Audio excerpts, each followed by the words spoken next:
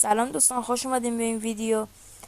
من دیده بودم داخل اینستاگرام داخل مود انیمه که بین اینا رو شما هدفی بین این دوتا، حالا اینا دوتا چوبا یا بین دوتا دیوار سنگی، اینا رو هدف بگیرید تیر از داخلش رد میشه و ما هم کیفیت گذاشتیم رو اچ رو اومدیم امتحان کنیم ببینیم چی میشه.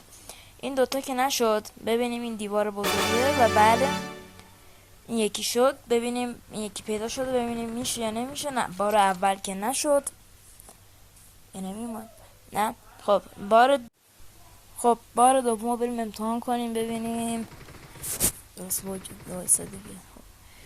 یکم اگه فاصله رو رعایت کنیم فکر کنم بتونیم تیر رو داخلش رد بکنیم. خب وایسا دیگه، نمیشه و بلند شیم ها. سمت چپ و سمت راست نمیشه و وسط بعد رد نمیشه این و اینم رد نشد. خب دوستان، امیدوارم از این ویدیو لذت برده باشید. خب شاید این انسا همیشه شاید واقعیت نمیگه و رومم داریم، اگه لایکا بره بالا رومم میذاریم، حتما شرکت کنید. تا دیدار بعدی، خدا نگهدار.